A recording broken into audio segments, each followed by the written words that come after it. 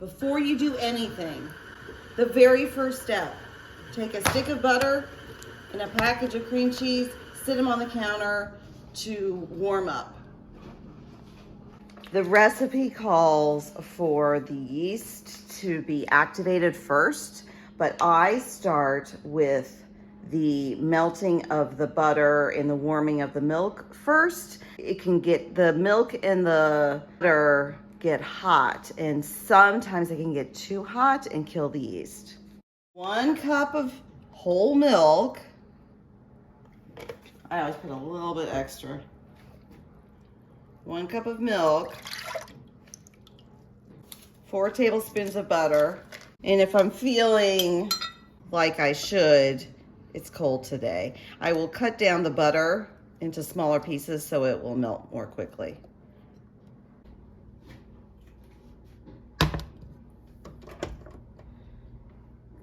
First, add 22 grams of honey to the mixing bowl.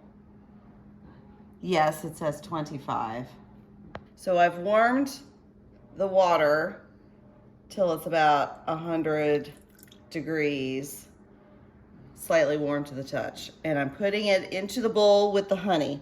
This is going to be the foundation for the activation of the yeast. So the recipe calls for 1 packet of active dry yeast. I use instant yeast, a big old jar of it, because it's cheaper and I stick it in the freezer and it keeps for a long time. It calls for a packet, which is equal to 2 1/4 teaspoons, so I just eyeball it. 1, 2, and that's about 1/4, 3. And then you stir it up and you let it foam.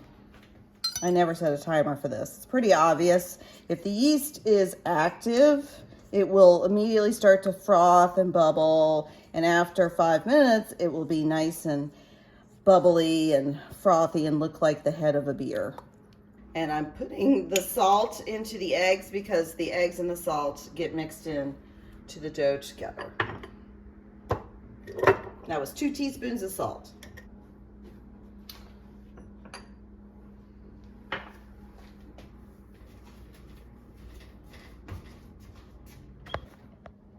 It's very important that you weigh your flour. Too much flour can make for a tough dough. So this recipe calls for 5 cups of flour. I use bread flour because bread flour gives it that extra gluten. I'm going to put 5 cups of bread flour into the scale. 5 cups is about 600 grams.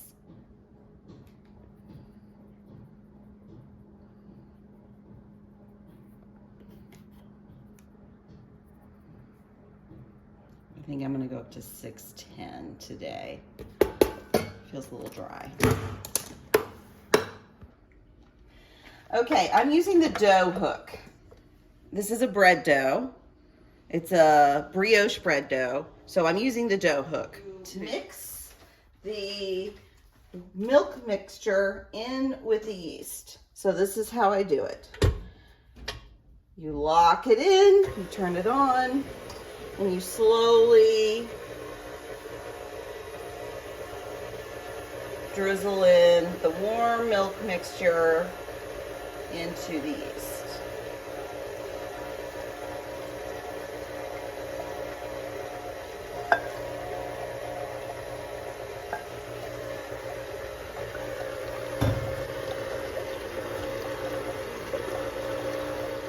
Now I'm going to add the eggs and the salt mixture in to the bowl and just let that sort of work together.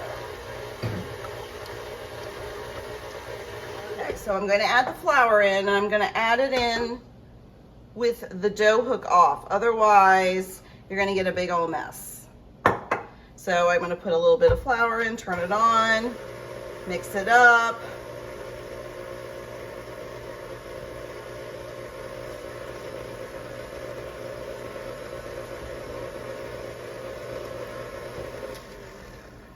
Turn it off. Add a little bit more flour.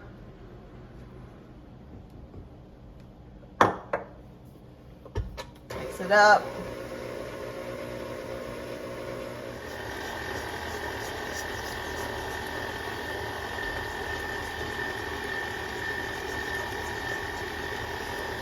This is just my way of scraping down the sides. So I held back a little bit. It's very dry today. I can tell it's a pretty dry dough. We're gonna need for about 7 minutes.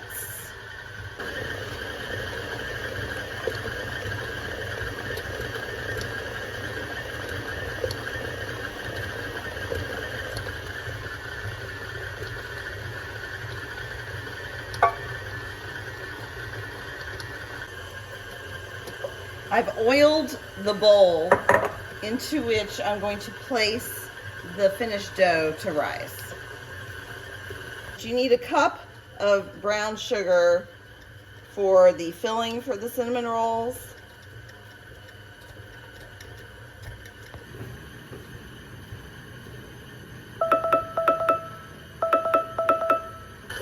Okay. The dough has been mixed, and as you can see, it's pretty sticky. So I'm using a plastic bench scraper to remove the dough from the mixer. And I get every last bit that I can get.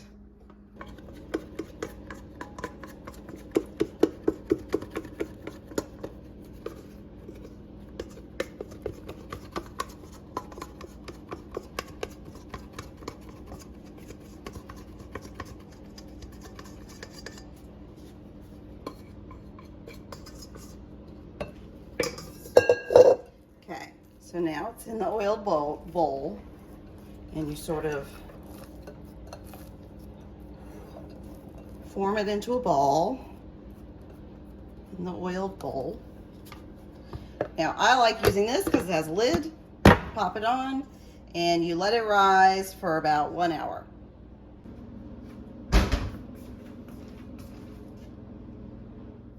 One final thing I do is I put a cloth around the bowl. It helps to keep it warm, and it also helps to protect it from any direct light that might shine on it.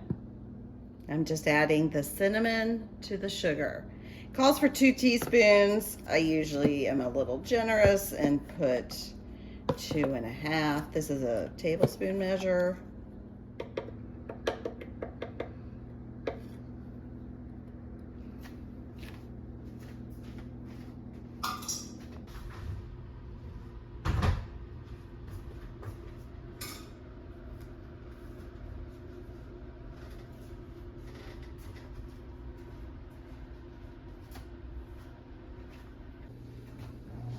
You need to grease the pans.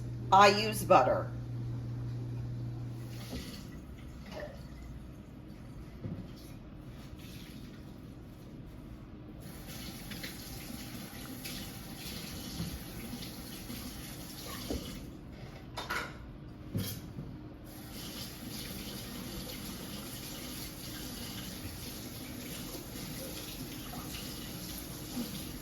Okay, it's been an hour. And as you can see, it has risen so much, it's pushing off the lid. So this means that the yeast has been properly activated and the dough has successfully risen for its first rise. Okay, so the first thing you're supposed to do is you're supposed to punch down the dough. And see, it deflates. And because you have successfully oiled your bowl, it comes off very easily and it's nice and moist. Now I have taken it out of the bowl and I'm sort of working it into a ball because we're getting ready to roll it out into the shape that we need for the cinnamon rolls. I have this pastry board, but any flat surface will do. I like using the pastry board because it's nice and cold and it helps to keep the dough at the proper temperature. And so you basically want to fill up this pastry board with the rolled out dough. So I usually start this way, and then you just roll it out. And as you can see, I'm not using any extra flour. I'm trying to keep the dough from getting tough, and that means I don't use any extra flour. You just keep rolling it out. It's a very forgiving dough. Sometimes I stretch it a little bit. Sometimes I pick it up and recenter it. But you want to get it pretty large so that you can create nice, big, and fluffy cinnamon rolls. And the goal to rolling is to sort of start in the middle and roll to the side. That also helps to keep your dough pretty even.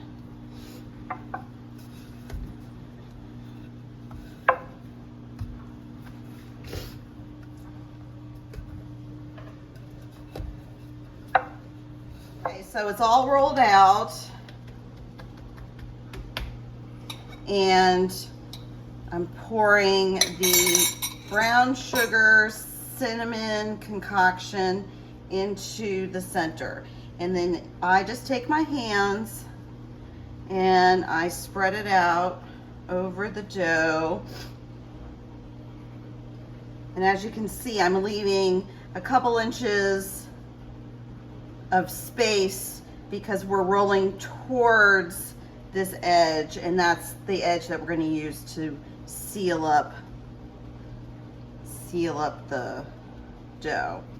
Start from the sides to sort of secure the cinnamon sugar from escaping. And then you start rolling. You pick it up, and as I said, it's a very forgiving dough. It's very pliable, and you roll it up. The tighter the roll, the more of a swirl you're going to get. And so sometimes, as you can see, I sort of stretch it out back and then in to try to get a tight roll. And then typically when I get to the end, I gather it up, I reposition it, and then I will pull it taut over the edge of the cinnamon roll. And then you have a nice log, and you can stretch it out a little bit. So I have the two pans, and this recipe calls for 7 rolls in one pan, 7 rolls in another. So typically, to accomplish that, I will slice my roll into halves, and then I will score it to try to count out 7. So 1, 2, 3, 4, 5, 6, 7. All right, that was pretty good. And usually I start over here with the end piece, and I'll put the end piece in the middle using a serrated knife because the dough is sticky, and the serrated knife helps to cut through the sticky dough.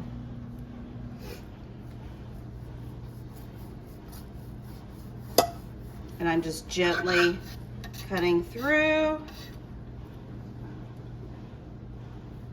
One last slice.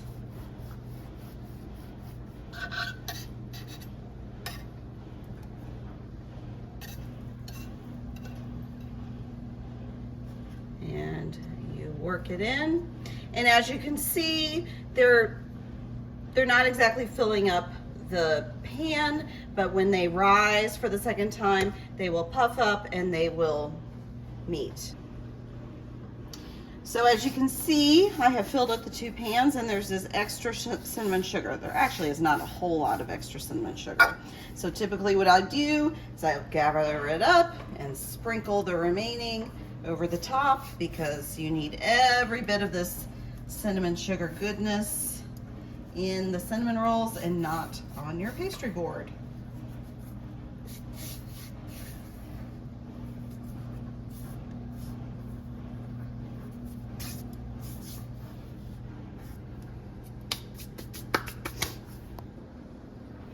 Now they're ready for their second rise. So that cloth that I had wrapped around the bowl, I just drape over the top of the cinnamon rolls, and you let it rise for a second time. Now that the cinnamon rolls are doing their second rise, now's the time to preheat the oven. The recipe calls for 375, but every oven is different. So your oven might need to be set at 350 or 385. It just depends on your oven. Okay, so the cinnamon rolls have been rising for almost 45 minutes. I think they're ready. I'm gonna stop the timer early. So as you can see, the cinnamon rolls have risen quite nicely. They're nice and puffy. They've spread. All right, I'm putting them in the oven.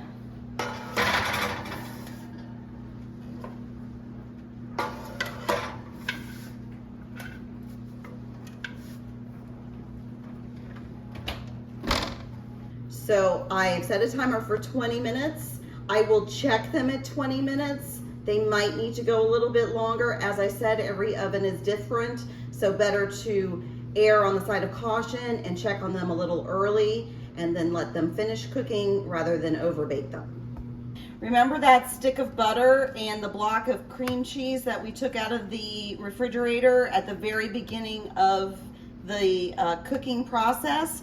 Well, they're nice and soft now. They're nice and soft, and so while the cinnamon rolls are baking, I'm going to make the frosting. You need a stick of butter, the slab of cream cheese, some vanilla, and some powdered sugar. Honestly, you can use whatever sugar you want, but I just use powdered sugar.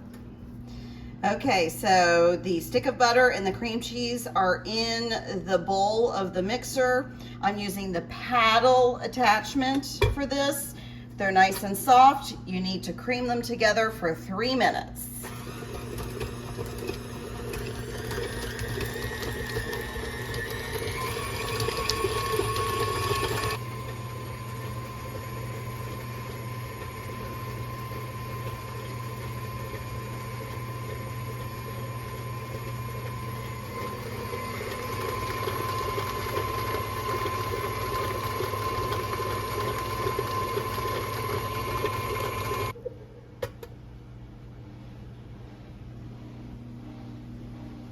Okay, so it's creamed for 3 minutes, and as you can see, it's light and fluffy. It's well blended. I'm going to pour, I don't measure this, I apologize. It's probably about 2 teaspoons worth of vanilla in here.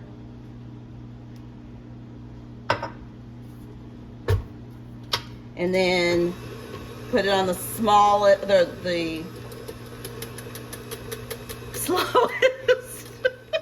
speed, just to start to mix it up.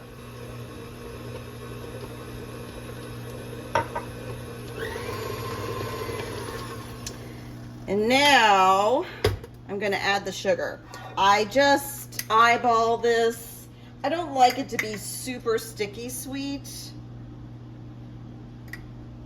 So I'll just put a couple of heaping tablespoons. It's probably like a 1/4 cup in there, and then start to mix it up. And you want to do this slowly, because otherwise the powdered sugar will just all over the place into your face. Okay, you want to stop and scrape down the sides of the bowl.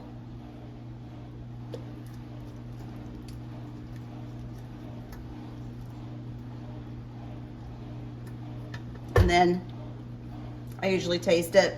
Okay, need some more. Another, that's definitely, it's probably closer to 3 tablespoons.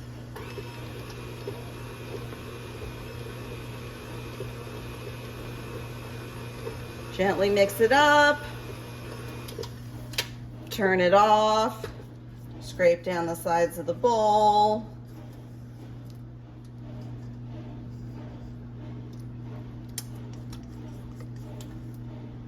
Getting there, I'm going to add 1 final scoop, and that'll be it.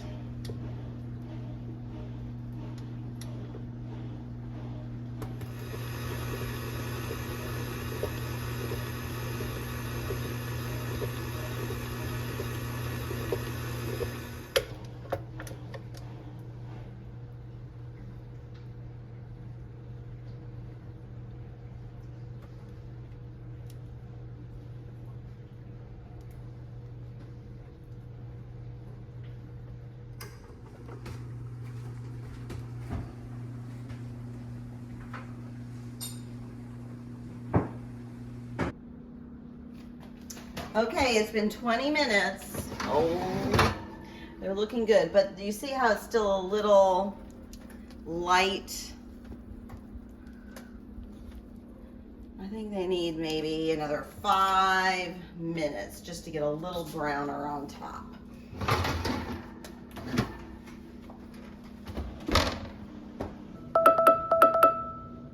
Should be done now. Yeah, look at that. See how they're lightly golden brown on the top? That's what you're looking for. Lightly golden brown. I'm gonna let them cool just for a few minutes on the rack, and then I'm going to frost them.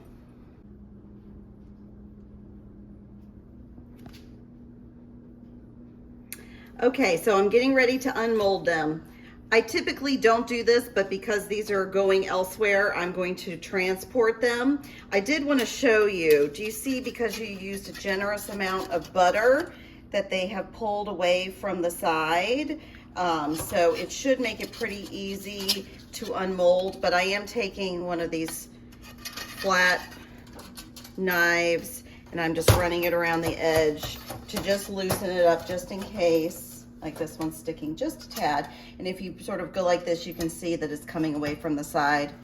So I'm going to loosen it from the pan and slide it into the container that I will be using to transport them. And then all this good stuff on the bottom, try to scrape off. That's the good stuff.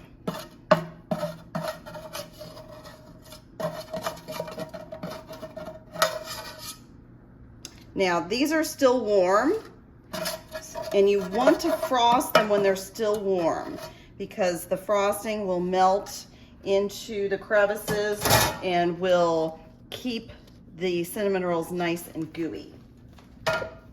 So, let me plop down half of the bowl's contents on here. And then I'm going to just glop it over the top because I don't want it to ooze down over the side. I'm going to try to keep it away from the edge.